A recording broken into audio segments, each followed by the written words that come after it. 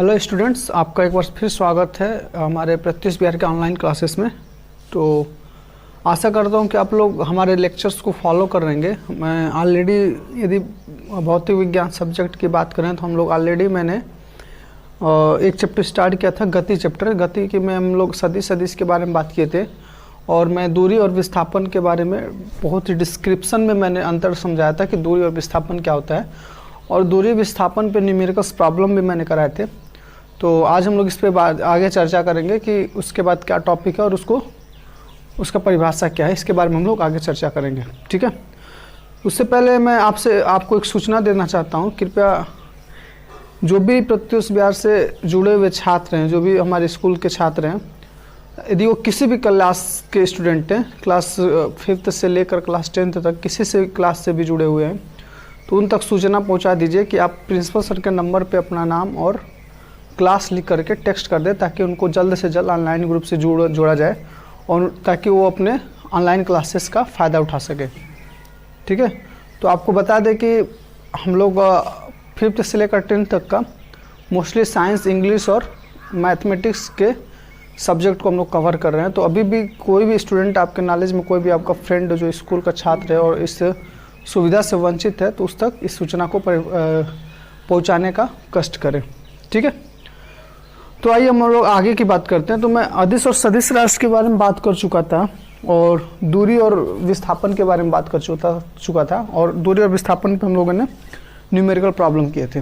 ठीक है, तो मैं जो बुक्स फॉलो कर रहा हूँ, उन्नत अविरल पब्लिकेशन का क्लास 10th और 9th की बुक फॉलो कर रहा हूँ। तो आप भी इस बुक को अपने पास जल्द से जल्द मंगा लें। ठीक है, तो मैं आज बात करने जा रहा हूँ एक समान गति और समान गति क्या होती है। ठीक है, तो हम लोग बात करते हैं एक समान और असमान गति क्या होती है। ठीक है, तो जैसे कि नाम से ही स्पष्ट है कि एक समान मतलब कि जो मोशन होगा, जो गति होगा वो एक समान होगा, मतलब कि इसमें कोई भी डिफरेंस नहीं होगा, अंतर नहीं होगा। असमान का मतलब कि जो गति होगा, जो मोशन होगा वो असमान होगा। तो जब दूरी और गति की बात किया जाए, गति का मतलब कि हमारा मेनली समय और डिस्टेंस, मतलब समय और दूरी की बात हो रही है। जब भी गति टर्म, जो गति वर्ड हमारे दिमाग में आता है, तो हमारा मेन फोकस दूरी और समय पे होता है। ठीक है, तो एक समान का मतलब क्या हो गया कि हमारा जो समय अंतराल है वो, और हर समय अंतराल में जो तय की गई दूरी हो वो हमेशा सेम होना चाहिए। ठीक है, तो इसका परिभाषा हम लोग लिखेंगे। तो मतलब कि हर समय अंतराल में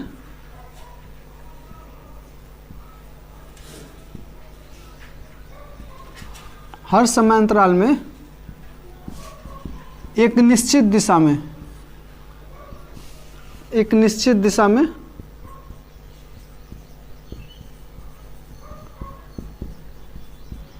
तय की गई दूरी समान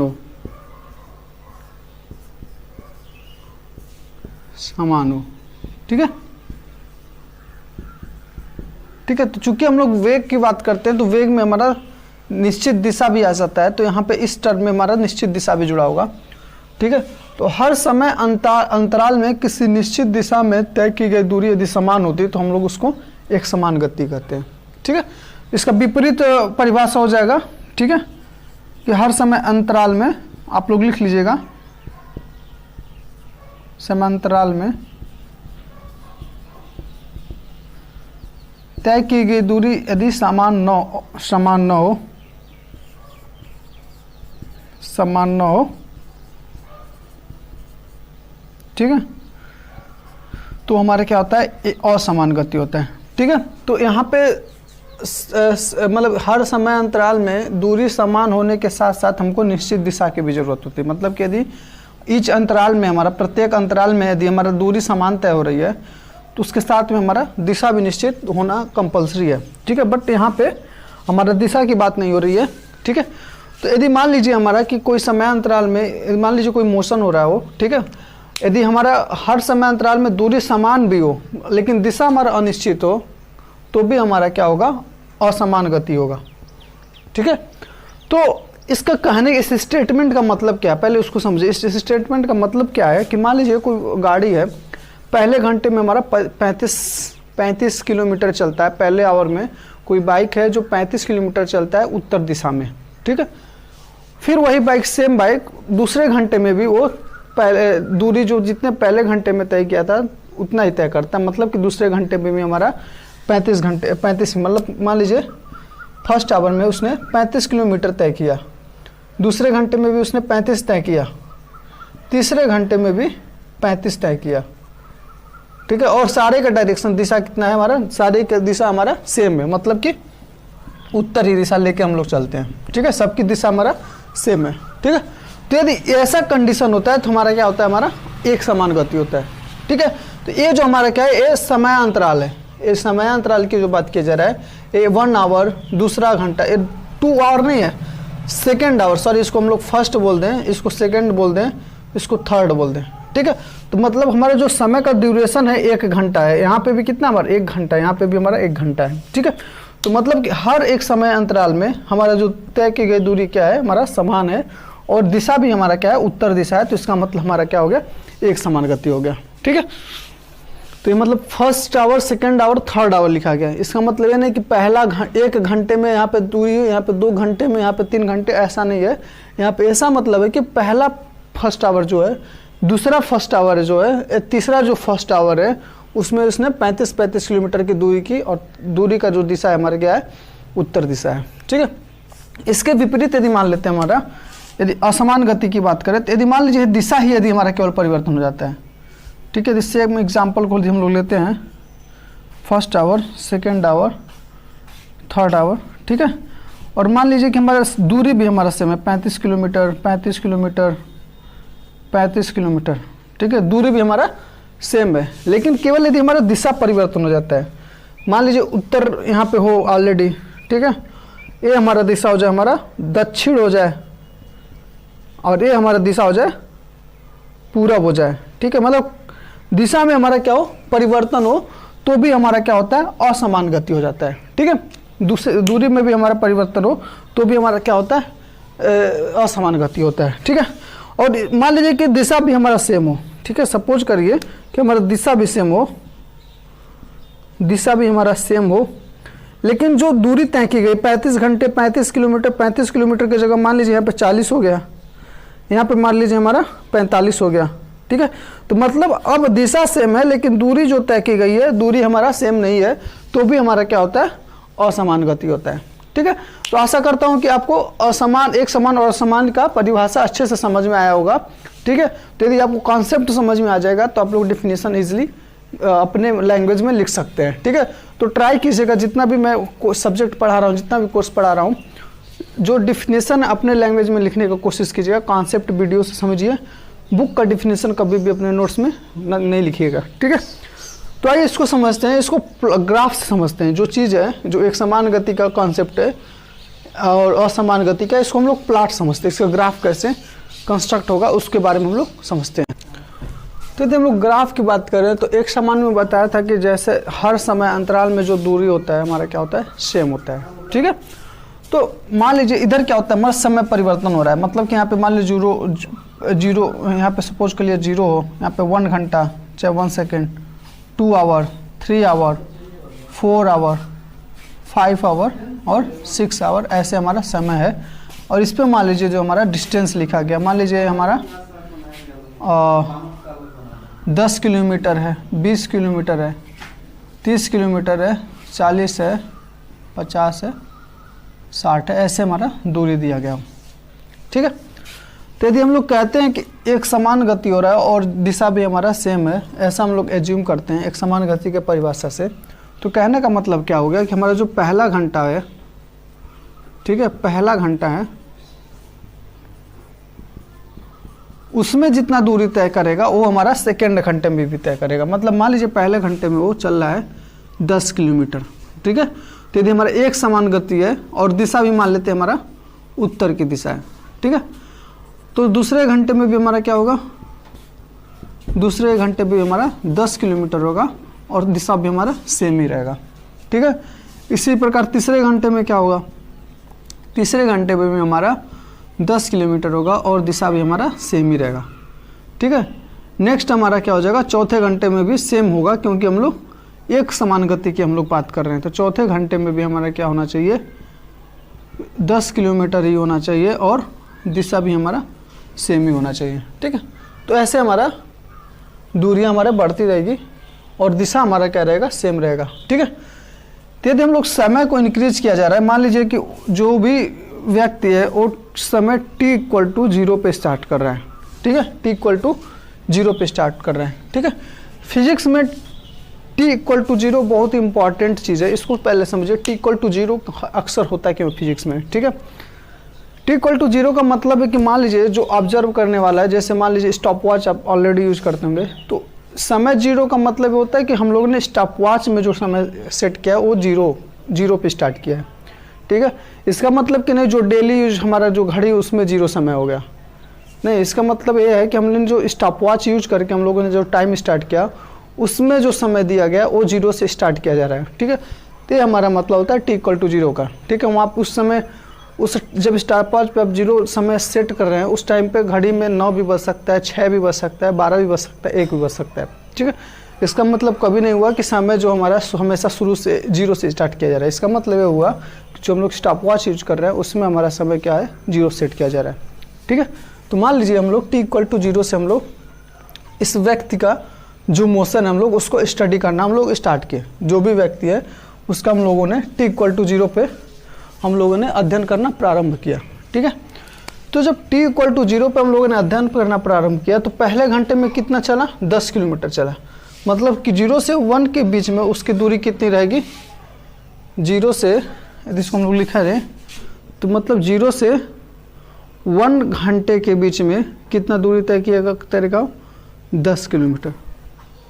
ठीक है, 0 से 1 के बीच में वो कितना दूरी तय करेगा, 10 किलोमीटर। ठीक है, फिर नेक्स्ट जब 1 से 2 किलोमीटर चलेगा, 1 से 2 घंटा होगा, मतलब कि अभी 1 घंटा हुआ था अब 2 घंटा हो गया। ठीक है, तो नेक्स्ट दूसरे घंटे में भी उसकी दूरी कितनी है, 10 किलोमीटर ही है। ठीक है, तो 0 से 1 में उसने 10 किलोमीटर चला, तो 1 से 2 में भी कितना चलेगा वो, 10 + 10 20 किलोमीटर। अब टोटल दूरी कितना हो गया, 20 हो गया, और टोटल समय कितना हो गया, 2 घंटा। ठीक है, कुल समय हो गया हमारा 2 घंटा और कुल दूरी कितना हो गया हमारा, 20 किलोमीटर। ठीक है, नेक्स्ट बात करें तो 2 से 3 किलोमीटर, 2 दूसरे घंटे से तीसरे घंटे में जब वो पहुंचता है तो टोटल समय कितना हो गया हमारा, 3 घंटा, और तीसरे घंटे में उसका डिस्टेंस कितना हो गया हमारा, 10 किलोमीटर। तो कितना हो गया हमारा, नहीं सॉरी 10, इसमें 10 ऐड करेंगे तो 20 कितना हो जाएगा हमारा, 30 किलोमीटर। तो मतलब कि तीसरे घंटे के बाद हमारा कुल दूरी हो गया 30 किलोमीटर और हमारा समय कितना हो गया हमारा, 3 घंटे हो गया। ठीक है, फिर चौथे घंटे में हम लोग पहुंचते हैं, तीसरे से चौथे घंटे में हम लोग पहुंचते हैं तो हमारा कुल दूरी कितना हो जाएगा, 30 + 10 40 किलोमीटर और समय कितना हो जाएगा हमारा, 4 आवर। ठीक है, तो देखिए हर अंतराल में, इसको हम लोग समय अंतराल बोलते हैं।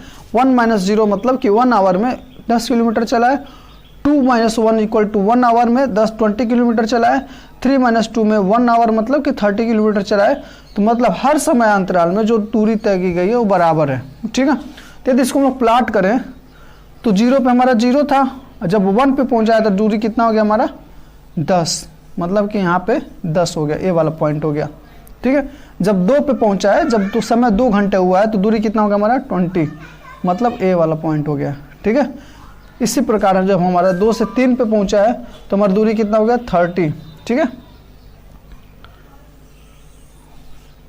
दूरी कितना हो गया हमारा, 30, मतलब कि यहाँ पे आएगा 30। ठीक है, जब 3 से 4 पे पहुंचा है तो हमारे क्या पहुंचा है, यहाँ पे 40, मतलब यहाँ पे आएगा। ठीक है, तो एक चीज़ ऑब्जर्व कर रहे हैं आप, समान गति का मतलब हो गया कि जब दूरी और टाइम का प्लॉट एक स्ट्रेट लाइन जाता हो, ठीक है, स्ट्रेट लाइन जाता हो, समय और दूरी का प्लॉट एक सीधी रेखा में जाती हो, तो वो हमारा क्या होता है, एक समान गति होता है। ठीक है, ये हमारा एक समान गति को ग्राफिकली ऐसे रिप्रेजेंट करेंगे। ठीक है, मतलब कि इधर दूरी और इधर समय है तो इस रेखा को हमेशा स्ट्रेट लाइन में जाना चाहिए, तो हमारा क्या होगा, एक समान गति होगा। ठीक है, इसके विपरीत कोई भी किसी प्रकार का भी समय और दूरी के बीच में प्लॉट मिलता है तो हमारा असमान गति होता है। हमेशा माइंड में रखिएगा कि इसके विपरीत कोई भी प्लॉट आता है, मतलब कि मान लीजिए यदि वो जिगजैग मोशन कर रहा है, ठीक है,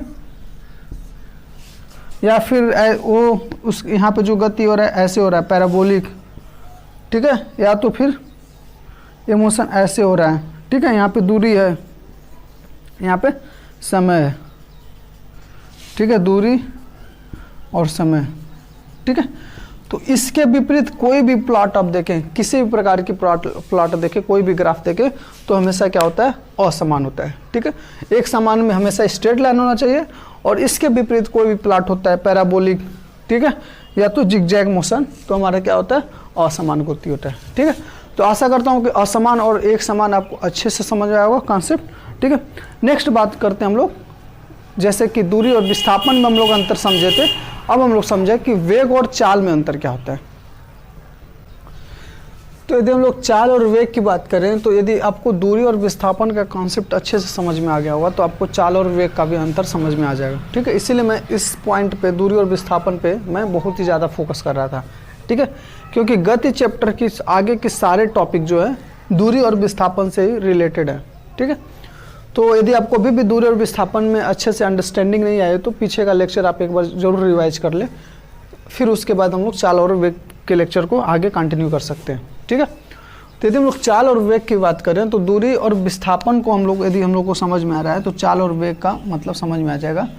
तो हम लोग दूरी और विस्थापन में क्या था कि दूरी के पास हमारा क्या था, एक निश्चित दिशा नहीं थी, निश्चित दिशा नहीं थी, दूरी में हमारा निश्चित दिशा नहीं थी, और यहाँ पे हमारा क्या था, निश्चित दिशा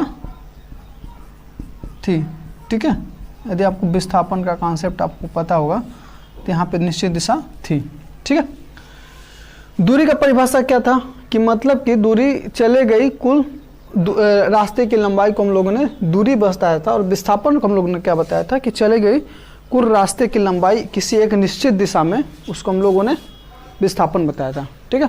दूसरे टर्म में विस्थापन बोला गया था किसी निश्चित समय में चले गई रास्ते की लंबाई को दूरी बोलते हैं, और किसी निश्चित समय में प्रारंभिक और अंतिम बिंदु के बीच का सबसे न्यूनतम रास्ते की लंबाई जो होता है उसको हम लोग विस्थापन बोलते हैं, ठीक है। ये हम लोगों ने पढ़ा था इन दोनों के डिफिनीशन में, ठीक है। यदि हम लोग चाल की बात करें, तो चाल और वेग जो होता है हमारा एकांक समय की बात करता है, ठीक है। चाल और वेग हमारा क्या होता है, एकांक समय की बात करता है, मतलब कि किसी निश्चित दिशा में, ठीक है, किसी निश्चित दिशा में एकांक समय में चली गई दूरी हमारा वेग कहलाएगा, और यदि दिशा हमारा निश्चित नहीं है तो हमारा क्या हो जाएगा, चाल कहलाएगा, ठीक है। तो यहाँ पे निश्चित दिशा नहीं है, तो यदि हम लोग इसको परिभाषित करें तो क्या हो जाएगा, सिंपली हमारा एकांक समय में चली गई दूरी हमारा क्या होता है, हमारा चाल होता है। एकांक समय में सबसे मेन महत्वपूर्ण चाल के लिए हमारा क्या, एकांक समय होना जरूरी है, ठीक है। उसी प्रकार हम लोग यहाँ पे डिफाइन करें तो हमारा क्या हो जाएगा, एकांक समय में किसी निश्चित दिशा में, किसी निश्चित दिशा में चली गई दूरी, ठीक है। किसी निश्चित, तो हमारा क्या होता है, एकांक समय में किसी निश्चित दिशा में चली गई दूरी हमारा क्या होता है, वेग कहलाता है, ठीक है। इस परिभाषा को हम लोग थोड़ा शॉर्ट भी कर सकते हैं, थोड़ा छोटा भी कर सकते हैं, क्योंकि किसी निश्चित दिशा में चली गई दूरी हमारा क्या होता है, विस्थापन होता है। तो हम लोग सिंपली लिख सकते हैं एकांक समय में तय की गई विस्थापन हमारा क्या कहलाता है, वेग कहलाता है, ठीक है। या तो इन दोनों में से कोई लिख सकते हैं, एकांक समय में किसी निश्चित दिशा में चली गई दूरी हमारा वेग कहलाता है, क्योंकि इस परिभाषा को हम लोग विस्थापन से डिफाइन किए, तो हम लोग इसको ये भी बोल सकते हैं कि एकांक समय में तय की गई विस्थापन हमारा वेग कहलाता है, ठीक है। अब यहाँ पे सबसे महत्वपूर्ण जो समझने वाली बात है कि एकांक का मतलब क्या होता है, एकांक का मतलब क्या होता है, ये हमको समझना सबसे इंपॉर्टेंट चीज़ है, ठीक है। तो अब आप लोगों ने यदि क्लास 6 और 7 मैथमेटिक्स अच्छे से पढ़ा होगा तो एकांक का मतलब आप लोगों ने ऑलरेडी हम लोगों को पता होगा कि एकांक का मतलब होता है एक एक नियम। ठीक है, एक एक नियम का मतलब क्या हो गया कि पर यूनिट मतलब हर एक के लिए फाइंड करना हमारा क्या होता है, एकांक होता है। एक एक का मतलब क्या होता है, एक के लिए फाइंड करना हमारा एक एक नियम होता है। जैसे मान लीजिए कि 5 पेन का दाम इतना है, तो यदि हम लोग एक पेन का रेट निकालते, प्राइस निकालते हैं, तो हमारा क्या होता है, एक एक नियम आ जाता है। ठीक है, उसी प्रकार यहाँ पे भी एकांक का मतलब क्या हो गया कि हमको पर एक यूनिट समय के लिए, पर इकाई समय के लिए यदि हम लोग दूरी निकालते हैं या वेग निकालते हैं, तो हमारा क्या होता है, हमारा वो एकांक हो जाता है। ठीक है, इकाई समय में कितनी तय की गई दूरी है, चाहे इकाई समय में कितनी तय की गई वेग है, वही हमारा क्या होता है, एकांक होता है। ठीक है, तो यदि हमको इसका डिफिनीशन निकालना, फार्मूला निकालना हो, ठीक है, तो मान लीजिए यदि हम लोग, आप लोग को एक एक नियम पता होगा, तो यदि आपको एक एक नियम को यदि मैं रिवाइज करूँ तो 5 पेन का दाम 25 होता था, 25 रुपये होता था। तो यदि हम लोग एक पेन का दाम निकालते थे तो हम लोग क्या करते थे, 25 को टोटल नंबर ऑफ पेन से भाग देते थे, तो हमारा 5 रुपये आ जाता था। ये फार्मूला था। ठीक है, मतलब कि कुल रुपये बट्टा नंबर ऑफ पेन्स, ये हमारा कॉन्सेप्ट होता था, और हम लोग ऐसे फाइंड करके हम लोग एक एक में निकाल लेते हैं। ठीक है, उसी प्रकार यदि हमको चाल निकालना है, मतलब एक एक समय में चली गई दूरी निकालना है, तो हम लोग क्या करेंगे, कुल दूरी बट्टा कुल समय, सिंपल। वही एक एक नियम का कॉन्सेप्ट यहाँ पे निकालेंगे और हमारा चाल का फार्मूला यहाँ से निकल जाएगा। ठीक है, उसी प्रकार यदि हम लोग वेग की बात करें तो वेग क्या हो जाएगा, कुल विस्थापन बट्टा कुल समय। ठीक है, कुल विस्थापन बट्टा कुल समय, तो हमारा क्या हो जाएगा, वेग का परिभाषा हो जाएगा। ठीक है, तो मान लीजिए यदि कोई 5 सेकंड में हमारा क्या हो गया, 5 सेकंड में वो हमारा 10 मीटर दूरी तय करता है, 5 सेकंड में हमारा 10 मीटर की विस्थापन वो तय करता है, तो उसका वेग के लिए क्या लिखे हम लोगों को, टोटल विस्थापन जो तय किया, मतलब कि 10 मीटर, और टोटल जो समय लगा मतलब कि 5 सेकंड, उसको हम लोग डिवाइड कर देंगे, तो हमारा उसका पर सेकंड चली गई विस्थापन हमको पता चल जाएगा, और वही हमारा क्या होगा, वेग होगा। ठीक है, ये चीज़ें होता है हमको चाल और वेग में अंतर। तो इससे हमको क्या क्या पॉइंट पता चल जाता है कि जो चाल होता है वो दूरी से रिलेटेड है। ठीक है, और वेग जो होता है हमारा विस्थापन से रिलेटेड है। चाल का कोई निश्चित दिशा नहीं होती और वेग का हमारा निश्चित दिशा होती है। ठीक है, चाल जो होता है हमारा एकांक समय में चली गई दूरी होती है, और जो वेग होता है हमारा एकांक समय में चली गई विस्थापन होता है। ठीक है, चाल जो होता है हमारा दूरी बट्टा समय हो गया फार्मूला, और वेग का जो फार्मूला हो गया विस्थापन बट्टा समय हो गया। ठीक है, तो अब एक चीज़ बताइए, यदि हमारा पे यहाँ पे दूरी से रिलेटेड है और वेग जो हमारा विस्थापन से रिलेटेड है, तो ये हमारा सदिश राशि होगा कि अदिश राशि होगा?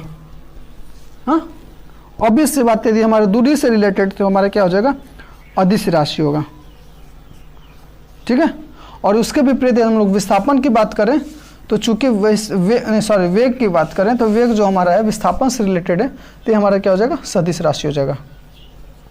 ठीक है, और इसका एसआई यूनिट क्या होगा, मतलब कि इकाई क्या हो जाएगा, तो दूरी का मीटर होता है और समय का हमारा सेकंड होता है, तो इसका क्या हो जाएगा, दूरी का हमारा क्या होता है, मीटर होता है, और इसका होता है हमारा सेकंड होता है, तो इसका यूनिट क्या हो जाएगा, एसआई यूनिट क्या हो जाएगा हमारा, मीटर प्रति सेकंड।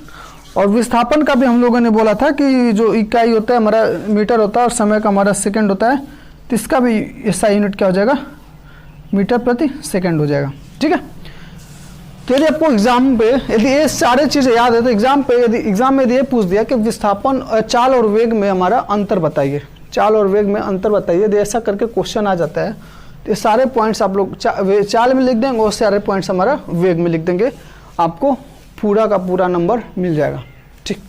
ठीक है, ये सारे जो पॉइंट्स हैं कि चाल जो दूरी से रिलेटेड होता है, चाल की निश्चित दिशा नहीं होती है, ये एकांक समय में चली गई दूरी होती है, चाल का फार्मूला ये होता है, अदिश राशि होता है, मीटर पर सेकंड होता है, और हम लोग वेग में ये सारे परिभाषा लिख देंगे, तो हमको पूरा का पूरा नंबर आ जाएगा। ठीक है, तो इसीलिए मैं बोल रहा हूँ कि कोई भी बुक का डिफिनीशन नहीं देखिए, आप लोग खुद इसको समझिए और खुद अपने लैंग्वेज में इसको लिखने की कोशिश कीजिए। ठीक है, आगे हम लोग बात करते हैं कि औसत चाल और औसत वेग का फार्मूला क्या होता है, उसको कैसे डिराइव करते हैं। तो इन सारे जो टर्म्स हैं इनके डिफिनीशन में जल्द से जल्द आपको जल्दी मैं रिवाइज करता हूँ। ठीक है, आप लोग सारे कॉन्सेप्ट में बता दिया, एक समान क्या होता है, चाल क्या होता है, असमान टर्म क्या होता है, चाल क्या होता है, ठीक है। तो इस यदि ये सारे अलग अलग कॉन्सेप्ट आपको समझ में आते हैं, ठीक है, तो इनके डिफिनीशन लिखना आपके लिए बहुत बड़ी बात नहीं है, ठीक है। जैसे मैं एक समान का यदि बात करूँ तो एक समान का मैंने बात किया था कि किसी निश्चित समय अंतराल में यदि दूरी जो है किसी निश्चित दिशा में हमारा सेम तय की जाती है तो हमारा क्या होता है, एक समान गति होता है, ठीक है। तो ये हमारा क्या था, एक समान का परिभाषा बताया था, ठीक है। और उसी के विपरीत यदि हम लोग चाल की बात करें तो चाल किससे रिलेटेड था, हमारा दूरी से रिलेटेड था, ठीक है। तो एक समान का चाल का परिभाषा क्या हो गया कि किसी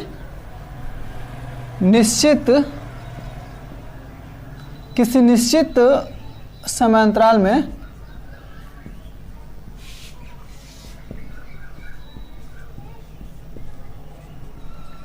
तय की गई दूरी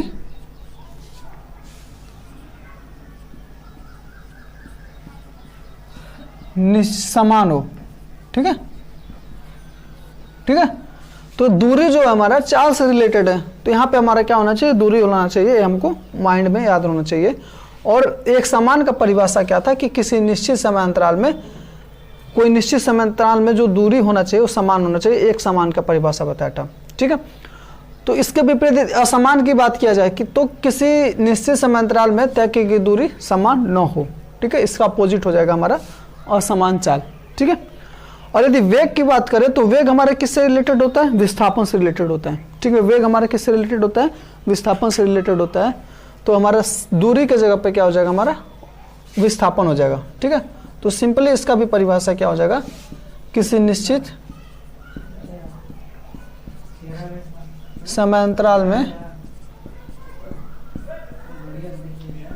तय की गई विस्थापन समान हो, ठीक है।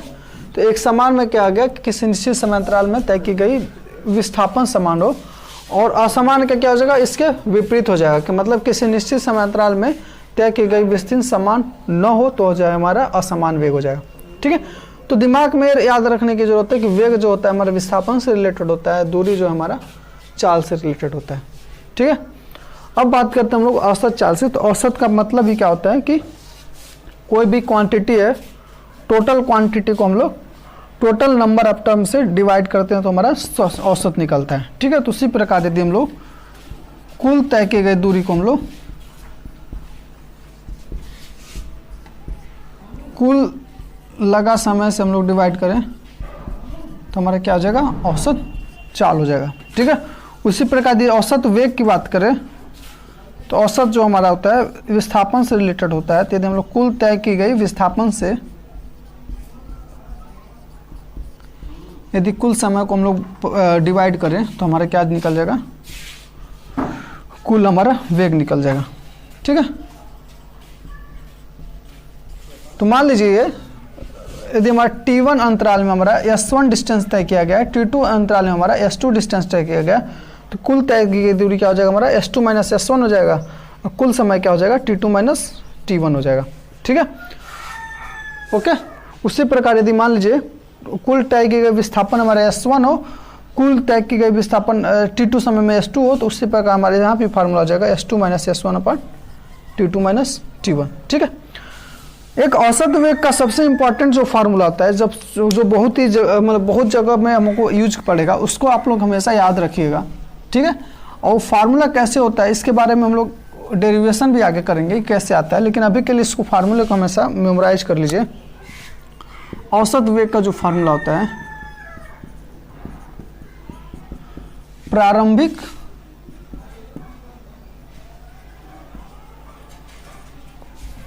विस्थापन प्लस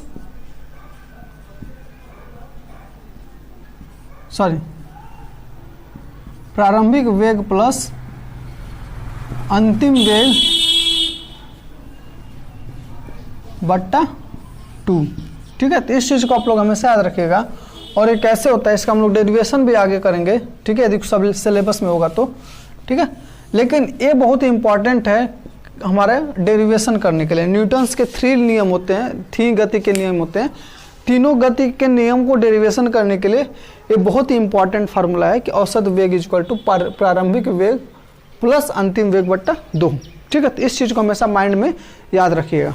ठीक है, अब ये औसत वेग और औसत चाल के जो है मतलब जितना सिंपल फार्मूला लगता है उतना ही डिफ़िकल्ट, मतलब डिफ़िकल्ट नहीं बोल सकता हूँ, कॉम्प्लेक्स बोल सकता हूँ कि मतलब उसका जो न्यूमेरिकल प्रॉब्लम होते हैं उतना अंडरस्टैंडिंग करने में हमको कॉम्प्लेक्स होते हैं। ठीक है, फिर भी औसत चाल और औसत वेग आपको न्यूमेरिकल प्रॉब्लम से आपको इजीली समझ में आ जाएगा कि इसका मतलब क्या है। ठीक है, मैं आपको स्टार्टिंग में ही बोला हूँ कि फिजिक्स जो होता है उसके डेफिनेशन कभी भी रटने की कोशिश मत कीजिए। ठीक है, इसके न्यूमेरिकल्स जितने से ज़्यादा हो सके उसको सॉल्व कीजिए। ठीक है, यदि आपका न्यूमेरिकल से कॉन्सेप्ट क्लियर हो गया तो आपको फिजिक्स का कभी भी आपको डिफ़िकल्ट लगेगा ही नहीं।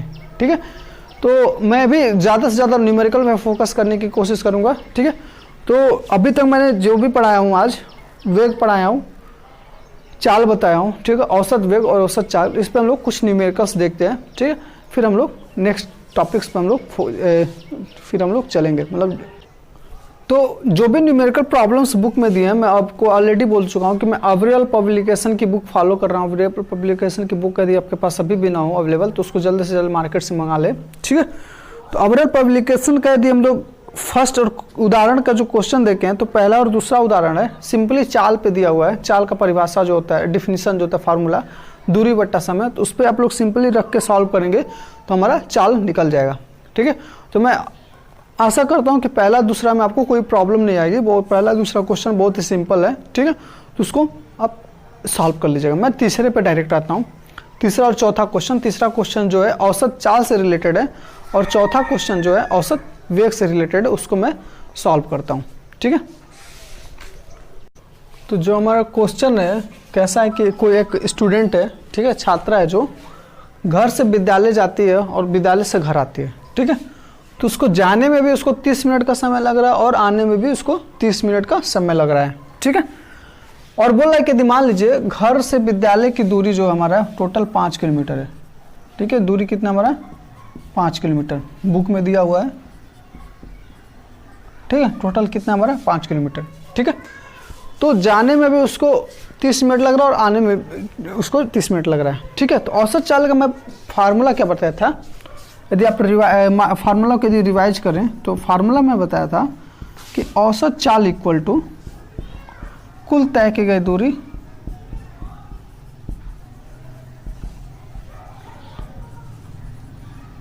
बट्टा कुल समय।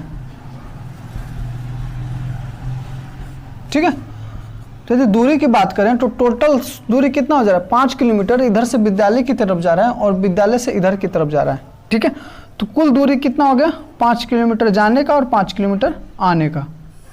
ठीक है, कुल तीरों कितना हो गया 5 किलोमीटर आने का। और इसका यूनिट फिजिक्स में सबसे मेन चीज़ यूनिट होता है, तो यूनिट हमेशा याद रखिएगा।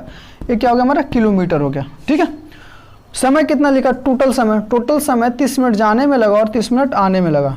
कितना लगा 30 मिनट जाने में और 30 मिनट आने में। ठीक है, तो ये हमारा हो गया सिंपली न्यूमेरिकली में कन्वर्ट हो गया।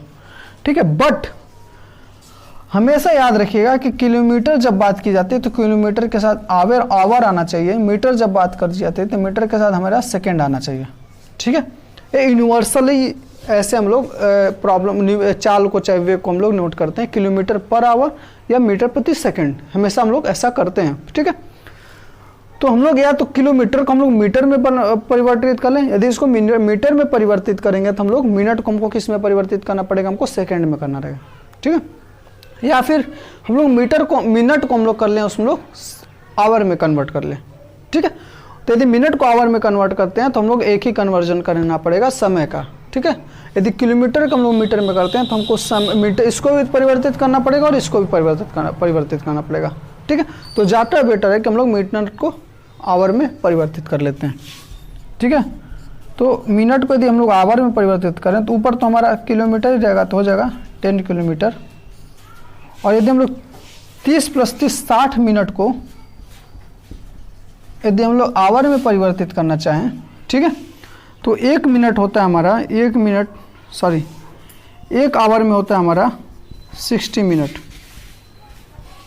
ठीक है, या फिर हम लोग बोल सकते हैं 60 मिनट इज इक्वल टू 1 घंटा।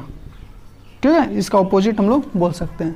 ठीक है, या हम लोग बोल सकते हैं 1 मिनट इक्वल टू 1/60 घंटा।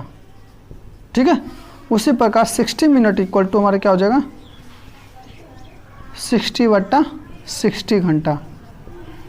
मतलब कि 60 मिनट हम लोग लिख सकते हैं इक्वल टू 1 घंटा। ठीक है, तो इस क्या हो जाएगा हमारा 10 किलोमीटर बट्टा 1 घंटा। मतलब कि जो उसका औसत चाल हो जाएगा 10 किलोमीटर पर आवर होगा। उसका औसत क्या चाल हो जाएगा 10 किलोमीटर पर आवर हो जाएगा। ठीक है, तो आशा करता हूँ कि ये आपको क्वेश्चन न्यूमेरिकल प्रॉब्लम समझ में आएगा। ठीक है, तो औसत प्रॉब्लम के क्वेश्चन ऐसे ही हम लोग करते हैं कि टोटल कुल दूरी जो होता है हम लोग उसको फाइंड करते हैं, उसको कुल समय से हम लोग डिवाइड कर देते हैं, तो हमारा क्या निकल जाता है औसत चाल निकल जाता है। ठीक है, नेक्स्ट क्वेश्चन देखते हैं हम लोग। नेक्स्ट 4th क्वेश्चन है कि राम जब स्कूल जाता है तो उसका औसत चाल 20 किलोमीटर प्रति घंटा है। ठीक है, और जब वापस आता है तो हमारा क्या हो जाता है 30 किलोमीटर प्रति घंटा है। ठीक है, तो उसके औसत चाल बताना है। ठीक है, तो मैं एक बार डायग्राम ड्रा करता हूँ। तो मान लेते हैं हमारा जो स्कूल है सेम ही है और राम के घर के पास ही उसका छात्र के घर के पास ही राम का घर है। ठीक है, तो यदि घर से वो विद्यालय की तरफ जाता है, ठीक है, तो उसका चाल जो है और चाल जो दिया 20 किलोमीटर प्रति घंटा दिया है, और जब विद्यालय से वो घर पे आता है तो उसका चाल जो दिया है 30 किलोमीटर प्रति घंटा दिया है। तो हमको क्या निकालना है औसत चाल निकालना है। ठीक है, इससे हमारा ये भी कॉन्सेप्ट क्लियर हो जाएगा कि औसत चाल का मतलब क्या होता है, वो भी मैं समझाऊंगा इस प्रॉब्लम को सॉल्व करने के बाद। ठीक है, तो एक चीज एक्चुअली हमारा घर से विद्यालय जा भी रहा है और विद्यालय से घर आ भी रहा है, तो एक चीज हमारा कांस्टेंट रह रहा है दूरी। ठीक है, दूरी हमारा जो है वो परिवर्तित नहीं हो रहा है, दूरी हमारा क्या हो रहा है समान रह रहा है। ठीक है, तो हम लोग मान लेते हैं जो दूरी हमारा इन दोनों के बीच में हमारा x है। ठीक है, हम लोग ऐसा मानते हैं कि घर से विद्यालय की दूरी हमारा x है और विद्यालय से घर की भी दूरी हमारा क्या हो जाएगी x हो जाएगी। ठीक है, तो जब हमारा दूरी हमारा x तय हो गया तो कुल दूरी यदि हम लोग निकालें तो कुल दूरी क्या हो जाएगा हमारा घर से विद्यालय की तरफ जाने का दूरी प्लस विद्यालय से घर के जाने का दूरी, मतलब हमारा क्या हो जाएगा x + x हो जाएगा हमारा 2x किलोमीटर। ठीक है, हम लोग मान लेते हैं कि हम लोग x जो है हमारा किलोमीटर में है। ठीक है, तो घर से विद्यालय जाने में भी उसको x लगा, विद्यालय से घर आने में भी उसको लगा, तो टोटल दूरी कितना हो जाएगा हमारा x + x हमारा 2 किलोमीटर हो गया। ठीक है, अब औसत चाल में हमारा कुल दूरी तो निकल गया, हमको कुल समय चाहिए। ठीक है, हमको क्या चाहिए कुल समय। ठीक है, लेकिन हमको समय नहीं दिया, हमको क्या दिया चाल दिया है 20 किलोमीटर इधर से 30 किलोमीटर उधर से। ठीक है, तो यदि हम लोग इस समय को हम लोग निकालना चाहें चाल से तो हमारा क्या हो जाएगा जाने में लगा समय क्या हो जाएगा हमारा, तो जाने में लगे समय के हम लोग क्या करेंगे, जाने में लगा दूरी कितना हमारा x है बट्टा चाल कितना हमारा 20 किलोमीटर। ठीक है, समय मतलब यदि हमारा x किलोमीटर दूरी तय कर रहा है और चाल हमारा 20 किलोमीटर पर आवर है तो हमारा समय यहाँ से निकल जाएगा। ठीक है, यदि x बट्टा हम लोग 20 कर दे तो हमारा समय निकल जाएगा कि उसको जाने में कितना समय लगा, क्योंकि हमारा चाल 20 है और दूरी हमारा x है। ठीक है, उसी प्रकार यदि हम लोग आने में लगा समय निकालें, हम लोग निकालें तो दूरी हमारा x है और चाल हमारा कितना है 30 है, तो हमारा समय कितना हो जाएगा x बट्टा 30। तो कुल समय क्या हो जाएगा हमारा x + 20 बट्टा x + 30, क्योंकि टोटल यही समय लग रहा है x बट्टा 20 + x बट्टा 30 लग रहा है हमारा समय। तो हमारा कुल समय क्या हो जाएगा x बट्टा 20 + x बट्टा 30। ठीक है, तो अब एक चीज़ ध्यान रखिएगा, हम लोग जो x माने थे उसका भी यूनिट हमारा किलोमीटर था और चाल हमारा क्या था हमारा किलोमीटर प्रति आवर में था।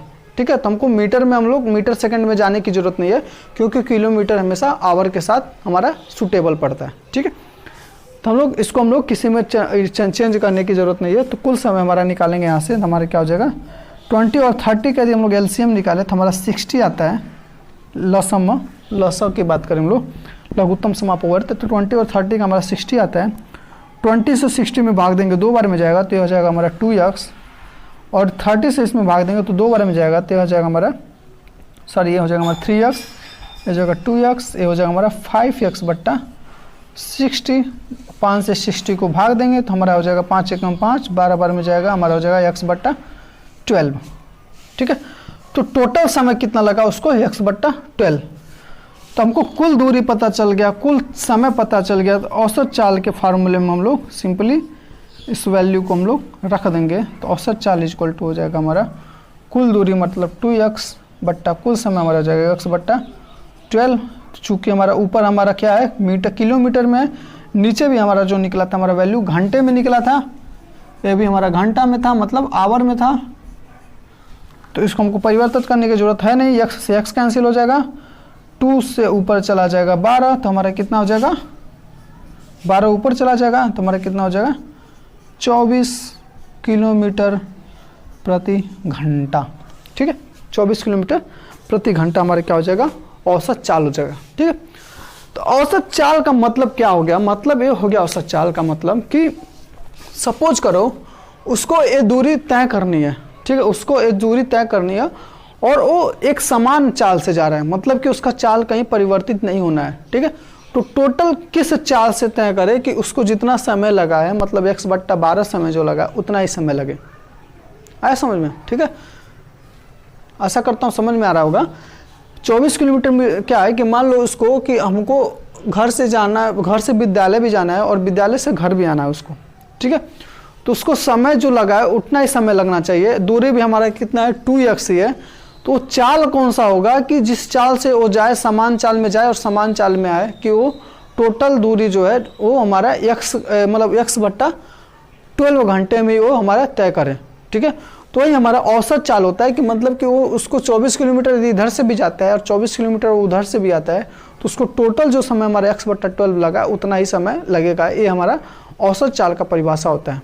ठीक है, मतलब कि औसत चाल जो होता है एक समान चाल होता है जो कुल दूरी तय करने में जितना समय लगा उस समय को नहीं परिवर्तित करता है और दूरी की वो परिवर्तित नहीं करता है।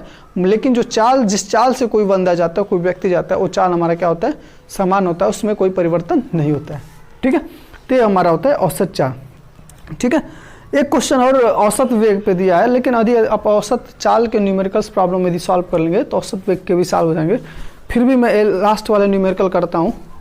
ठीक है, तो ये हमारा न्यूमेरिकल प्रॉब्लम था कि यदि कोई बस है, ठीक है, पहले घंटे में हमारा एक समान गति की चाल से हमारा 50 किलोमीटर की दूरी इस गति से तय करता है और दूसरा 50 किलोमीटर जो है इस गति से तय करता है, तो उसका औसत चाल पता करना है। ठीक है, तो सिंपली हम लोग इसको भी सॉल्व करेंगे। तो हमारा क्या हो जाएगा औसत चाल का यदि फार्मूले की बात करें तो औसत चाल इक्वल टू होता है हमारा, ठीक है, चूँकि हमारा दिशा सेम है, दिशा के जो हमारा बस जो है दोनों सेम दिशा में जा रहा है, तो औसत चाल को हम लोग औसत वेग भी लिख सकते हैं। ठीक है, क्योंकि यदि हमारा दूरी में हमारा एक दिशा निश्चित होता है तो हमारा क्या हो जाता है चाल ही हमारा क्या होता है वेग होता है।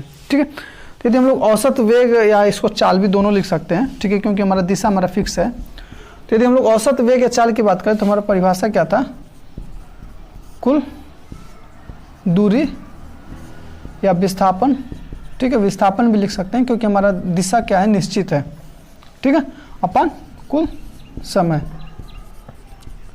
ठीक है, तो कुल समय कुल दूरी चाहे कुल विस्थापन कितना हो जाएगा, कुल विस्थापन की बात करें तो हमारा हो जाएगा, कुल विस्थापन की बात करें हमारा तो हो जाएगा, विस्थापन या दूरी की बात करें तो हमारा हो जाएगा 50 + 50 कितना हो गया हमारा 100 किलोमीटर हमारा कुल विस्थापन हो गया। 50 + 50 हमारा 100 हो गया। ठीक है, अब कुल समय की हम लोग बात करें, कुल समय की हम लोग बात करें तो पहला समय कितना लगेगा, दूरी बट्टा समय 50/60। पहला 50 किलोमीटर है उसके लिए यदि हम लोग समय निकालें तो दूरी बट्टा चाल मतलब 50/60 प्लस दूसरा यदि हम लोग निकालें तो 50/40 50/40। ठीक है, तो ये टोटल समय हो गया हमारा, कितना हो गया, ये टोटल समय हो गया हमारा। इसको हम लिख सकते हैं 5/6 प्लस 5/4 और 4 और 6 का हमारा जो एलसीएम होता है 24 होता है। 6 चौको 24 या 12 हो सकता है, 12 हो सकता है हमारा। तो हो जाएगा 6 दूनी 12, 2 5 10, 4 3 12 15, मतलब ये हो जाएगा हमारा 25/12। ठीक है, तो ये हमारा हो गया कुल समय और ये हमारा हो गया कुल विस्थापन। तो यदि हम लोग औसत वेग या औसत चाल निकालेंगे तो हमारा हो जाएगा, इसके बाद से हम लोग ऊपर सॉल्व कर रहे हैं, औसत वेग या चाल की बात करें तो हमारा कुल दूरी या कुल विस्थापन, कुल विस्थापन हमारा था 100 किलोमीटर, और कुल समय हमारा कितना था, ये भी हमारा घंटे में आया था क्योंकि हमारा ऊपर वाला किलोमीटर में था, नीचे वाला किलोमीटर प्रति आवर में था, तो ये भी टर्म जो था हमारा घंटे में आया था। ठीक है, तो इसको हम लोग क्या करेंगे, ऊपर ले जाएंगे, तो हमारा क्या हो जाएगा 25/12, मतलब कि 100 × 12/25, मतलब 25 चौकों 100, 12 चौकों 48। ठीक है, तो 48 किलोमीटर प्रति घंटा इसका हमारा हो जाएगा औसत वेग या औसत चाल आप बोल सकते हैं। मतलब कि इसका कहने का मतलब क्या हो गया कि मान लो कि वो गाड़ी जो है इस 50-50-100 किलोमीटर को यदि हमारा 48 किलोमीटर प्रति घंटे की समान चाल से तय करते हैं, 48 किलोमीटर प्रति घंटे की वजह से समान चाल से तय करता है, तो हमारा जो समय लगने वाला है वो अभी जो समय लग रहा है दोनों हमारा बराबर होगा। ठीक है, मतलब कि यदि 50 किलोमीटर यदि 60 किलोमीटर प्रति आवर से चल रहा है, 50 किलोमीटर 40 किलोमीटर प्रति आवर की चाल से चल रहा है, यदि वो ऐसा न करके भी 48 किलोमीटर प्रति आवर से कॉन्स्टेंटली चलता है, समान चलता है, तो भी इसको लगने में जो समय लगेगा और अभी जो समय लग रहा है ये दोनों हमारे आपस में बराबर होगा। ठीक है, ये होता है हमारा औसत वेग या औसत चाल का मतलब ये होता है। ठीक है, तो आशा करता हूँ कि आपको जितना पढ़ाया हूँ आज अच्छे से समझ में आया होगा। ठीक है, और न्यूमेरिकल प्रॉब्लम भी आपको समझ में आया होगा। ठीक है, तो बुक में बहुत सारे प्रॉब्लम्स वेग चाल, औसत वेग या औसत चाल पे बहुत सारे प्रॉब्लम बुक में दिए हुए हैं। ठीक है, तो उसको सॉल्व करने की कोशिश कीजिएगा। ठीक है, और आगे की बात हम लोग नेक्स्ट लेक्चर में करेंगे। तब तक के लिए आपको धन्यवाद।